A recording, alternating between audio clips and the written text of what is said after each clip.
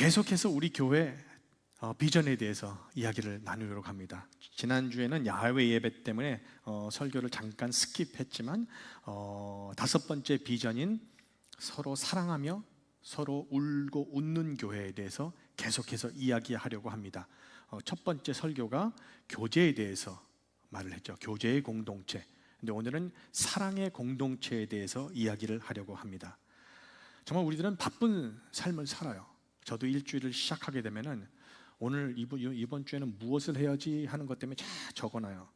그러면 어떤 거를 먼저 해야 될지, 어떤 거를 우선시해야 될지를 생각을 해요. 왜냐하면 그 모든 것을 다 하지 못하는 경우가 너무 많아요. 그런데 우선시하는 것이 없으면은 정말 해야 되는 것을 못할 때가 너무도 많아요. 그래서 우선이 무엇인지 언제나 생각을 하고 또 기도하고 또 묵상하면서 그 주의 계획을 세웁니다.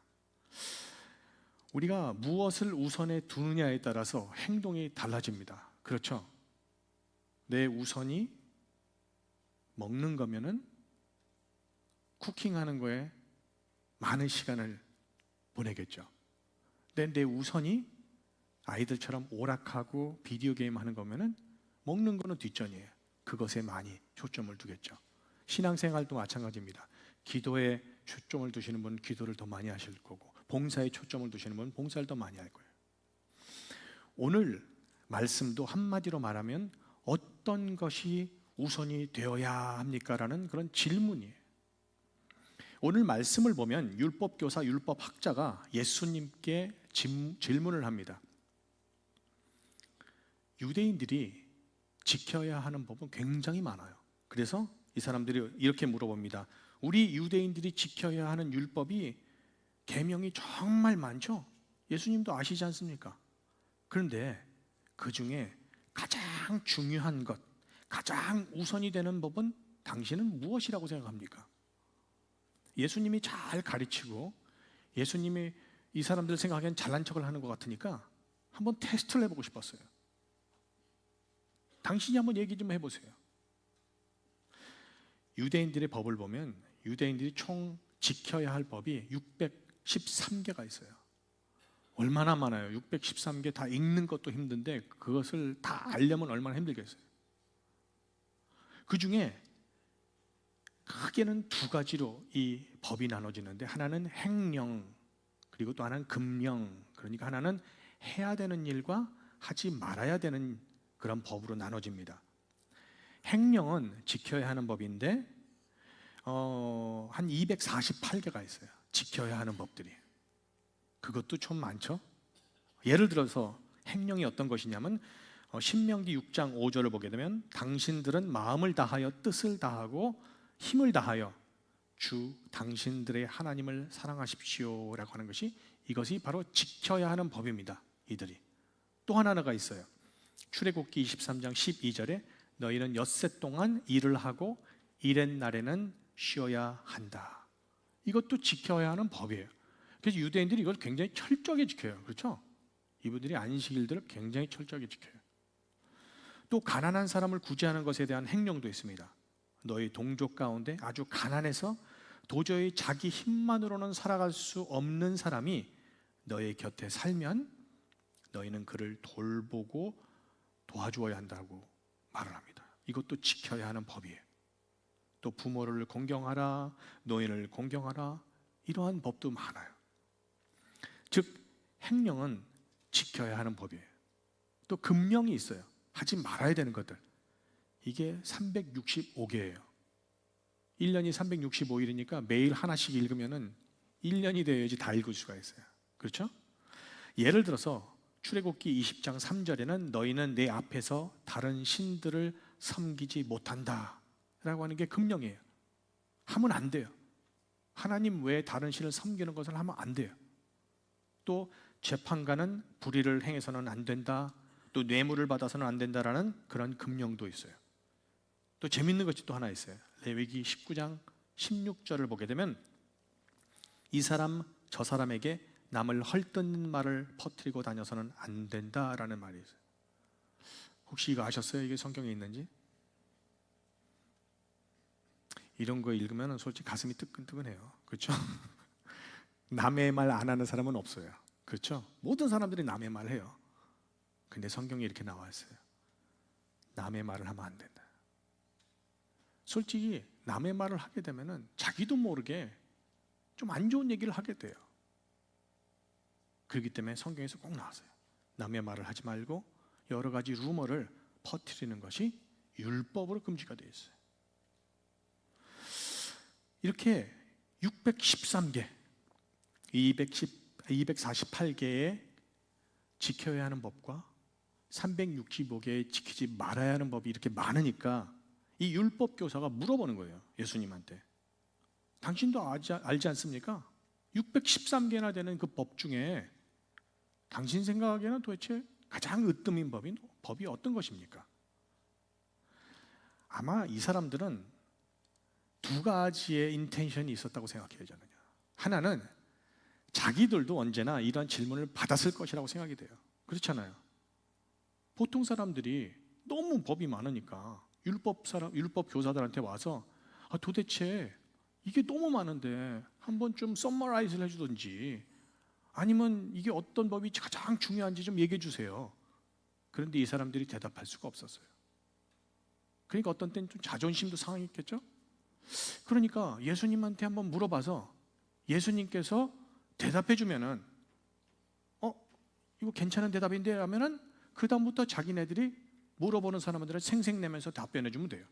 그리고 만약에 예수님께서 변변치 않게 대답을 못하면은 그럼 어때요? 그러면 예수님을 공개 망신 줄 수 있는 아주 좋은 기회인 거예요. 이 질문에 예수님께서 이렇게 답변을 하십니다. 내 마음을 다하고 내 목숨을 다하고 내 뜻을 다하여 주 너의 하나님을 사랑하여라. 이것이 가장 중요하고 으뜸 가는 계명이다. 둘째 계명도 이것과 같은데 내 이웃을 내 몸과 같이 사랑하여라. 이 두 계명에 온 율법과 예언서의 본뜻이 달려있다. 613개의 율법 중에서 가장 중요한 것이 바로 하나님을 사랑하는 것, 또 이웃을 사랑하는 것이라는 것입니다. 이것이 전체 613개를 농축해서 두 가지로 만든 것이에요. 그런데 우리가 여기서 잘 읽어봐야 되는 말씀이 있어요.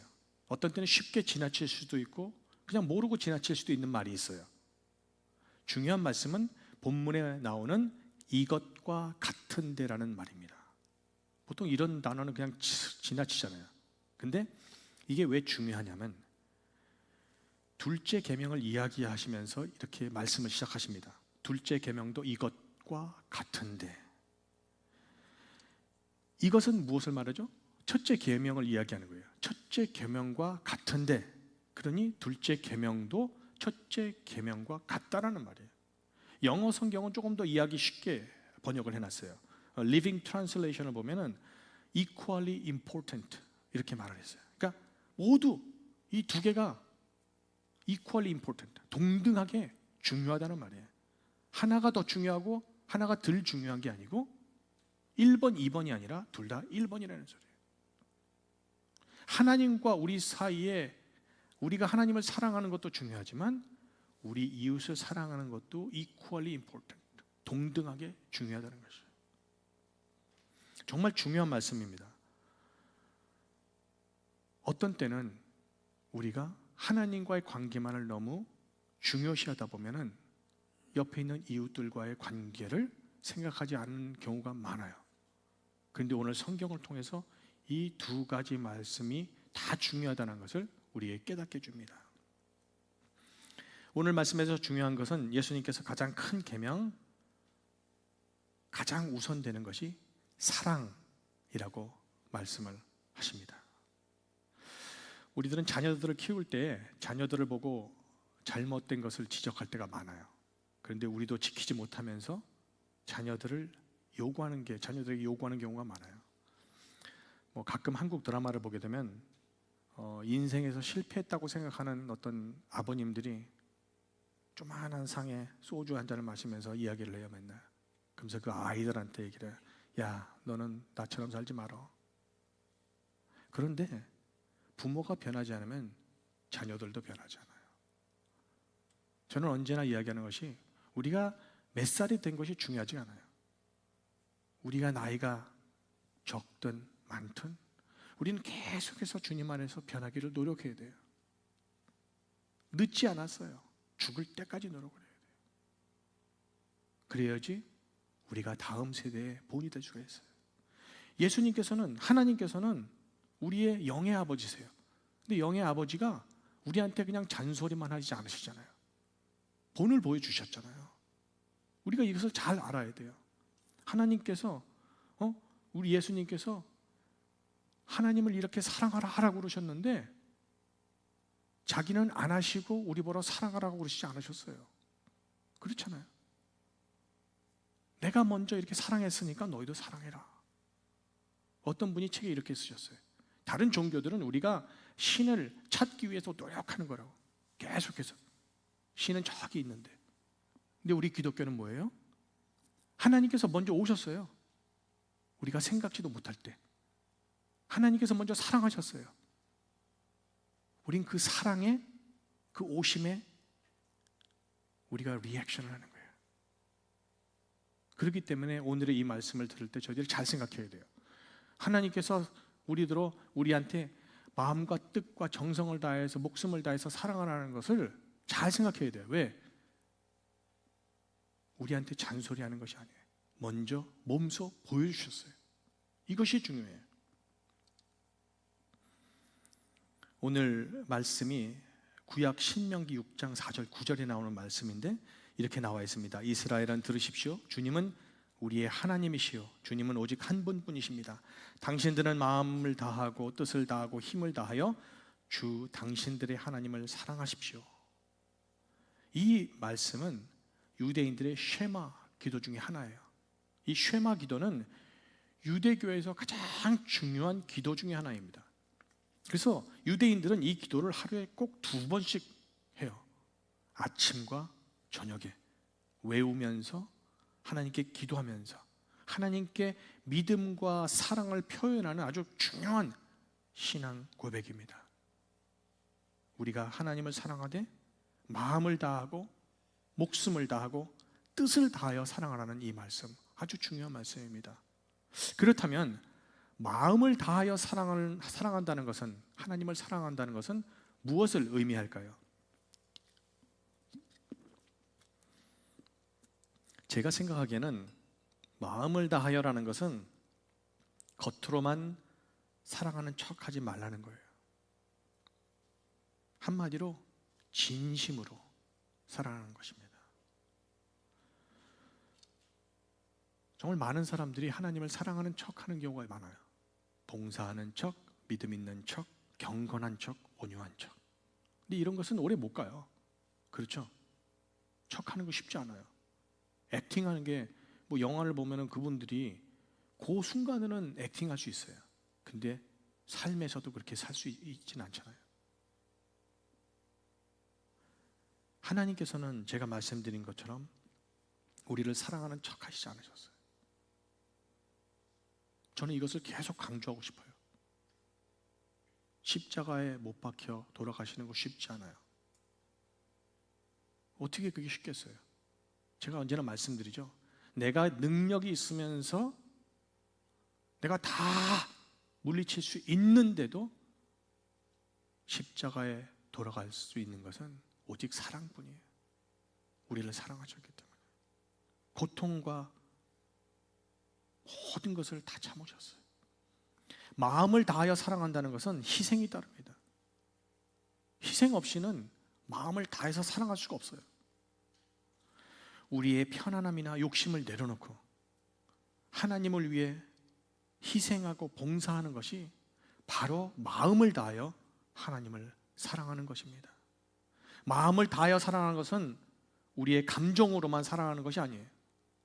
내가 은혜 받고 눈물을 흘릴 때만 사랑하는 것이 아니에요.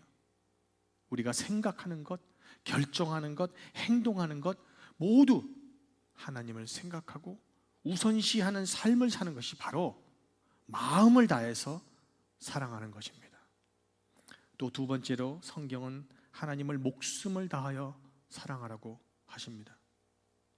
영어로는 with all your soul 아니면은 with all your being이라고 표현하고 있어요. 즉 우리의 삶 전체를 드리는 것을 말하고 있어요. 우리의 모든 것을 들여서 사랑하라는 말입니다. 목숨까지도 바칠 수 있는 사랑을 하라는 것입니다. 전적인 헌신을 요구하는 것입니다. 제가 말씀드렸잖아요. 예수님께서는 모든 것을 주셨어요.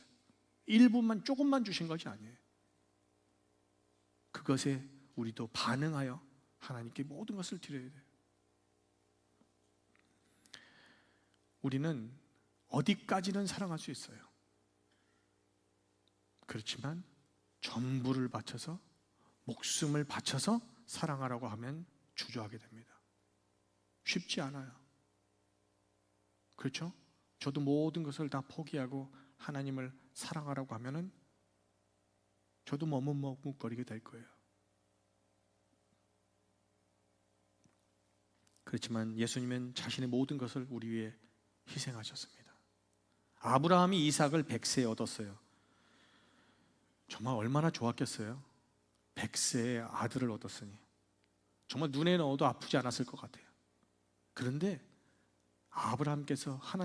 아브라함에게 하나님께서 말씀하시죠.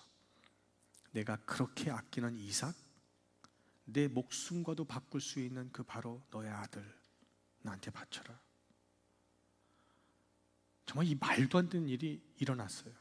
전 정말 이것을 읽으면서 하나님 정말 너무하시다고 생각해요. 아니 하나님께서 주셨잖아요. 그런데 야, 너 이제 이삭 나한테 바쳐. 얼마나 아브라함이 마음에 배신감이 있었겠어요. 하나님에 대해서. 마음이 아팠을 거예요. 화가 났을 거예요. 정말 하나님한테 따지고 싶었을 거예요. 그런데 아무 소리 하지 않았어요. 성경에는 아무 소리 하지 않았어요. 그리고 이삭을 데리고 그 먼 길을 계속 걸어갔어요. 산으로. 이 마음이 얼마나 복잡했을까요? 생각을 한번 해보세요. 상상을 한번 해보세요.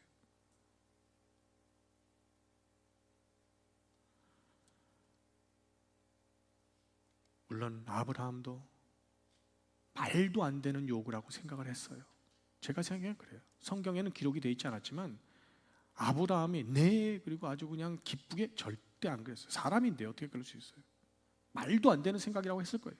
이해가 되지 않는다고 생각을 했어요. 도대체 왜 이러지? 하나님?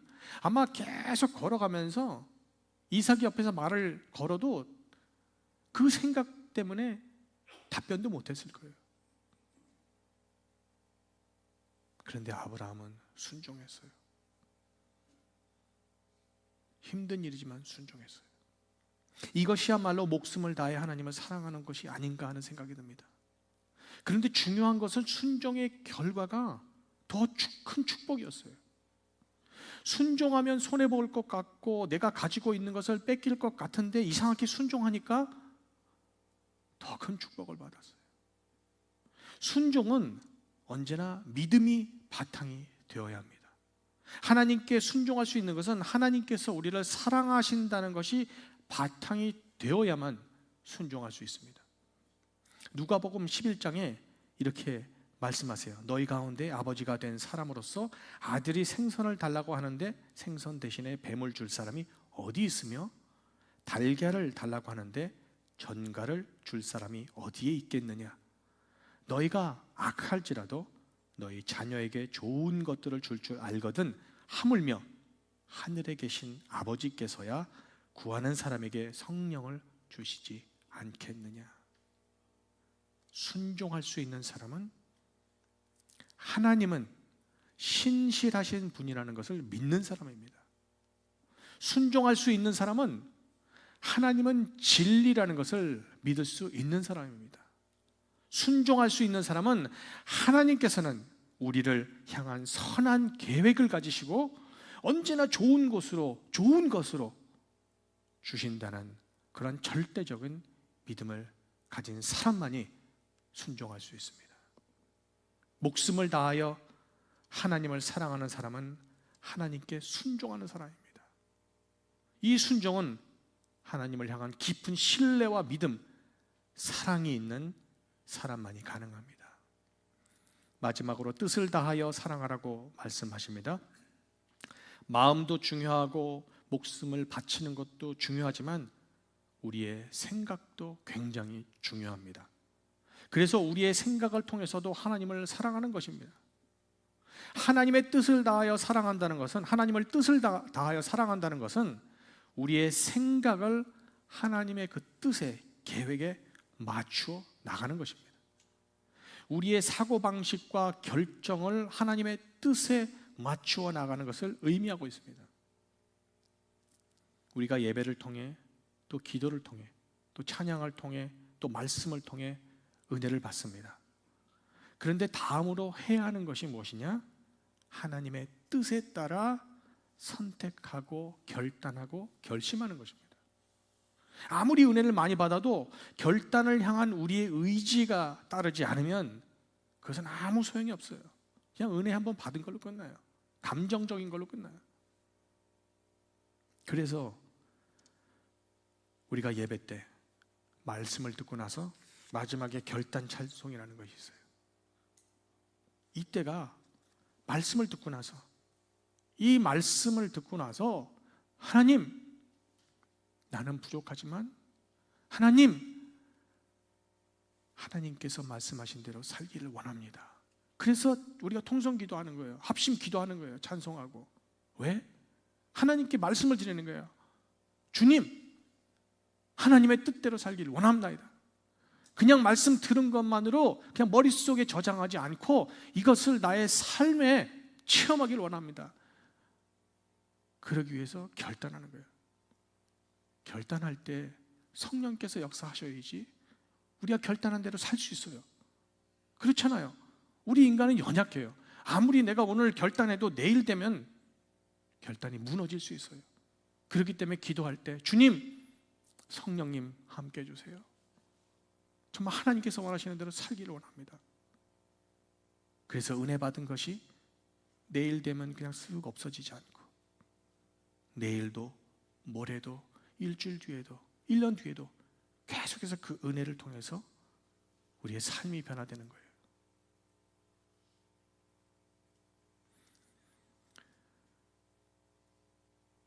은혜 받은 것이 한 번의 감정으로 끝이 나지 않기 위해서 우리는 결심하고 결단해야 됩니다. 이것이 바로 우리의 뜻을 다하여 하나님을 사랑하는 것입니다. 우리가 꼭 기억해야 하는 것은 하나님께서 우리를 사랑하실 때 절대 말로만 하시지 않았습니다. 하나님도 우리를 마음을 다해서 먼저 사랑하셨어요. 그래서 독생자 예수를 이 땅에 보내주셨어요. 그런 결정을 하셨어요. 또 우리를 위해 죽음까지 마다하시지 않는 목숨을 다하는 사랑을 우리에게 보여주셨어요. 마지막으로 뜻을 다하여 우리를 사랑하시고 계세요.